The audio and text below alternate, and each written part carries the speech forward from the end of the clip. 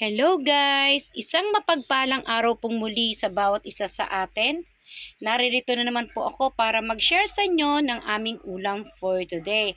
Oo guys, isang simpleng lutuin lamang po ang ating lulutuin ngayon. Katulad na lamang po nito ng daing na bangus. Ito po yung ating imbutido. At ito pong ating veggies. Yung veggies po, igigisa po natin siya sa butter at oyster sauce. At ito pong ating embutido, hindi po natin siya uubusin sa pagprito, kundi hahaluan din po natin yung iba ng itlog. Gagawin po natin siyang tortang embutido. At ito pong ating daing na bangus, ipiprito lamang po natin siya. So guys, stay tuned po para sa aking simpleng pagluluto ng aming ulam for today. Hello guys, ito na po yung ating embutido. Kumuha lamang ako ng 4 na peraso and then dinurog natin siya. So lalagyan natin siya ng 2 itlog. And then lalagyan lamang po natin siya ng konting seasoning. Tsaka po natin siya hahaluin. Imi-mix-mix lang po natin yan para tapos tsaka natin siya ipiprito.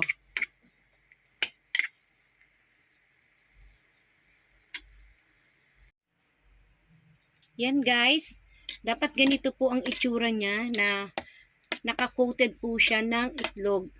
Itong ating dinurog na embutido. Tapos pwede na po natin siyang iprito. Napakasimple lamang po yung ating ulam for today. So ayan po. Dapat ganyan po yung consistency niya. A few moments later. Ayan guys, nagsalang na po tayo ng kawali. Tapos may mantika na pinainit na po natin para may salang po natin yung ating tortang embutido.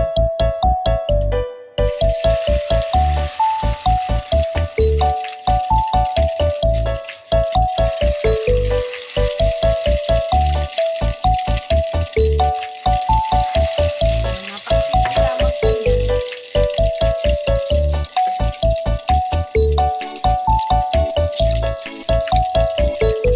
Brown lang ng konti.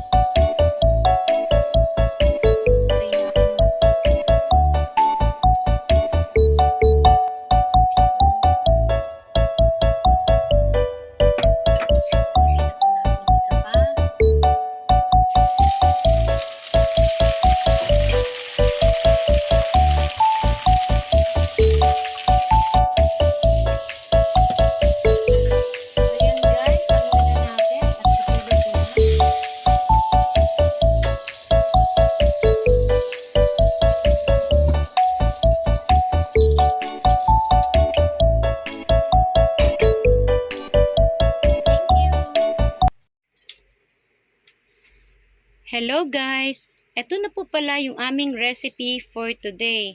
Ito po yung simpleng-simpleng ulam lang pero nung naluto siya parang malapias ang dating.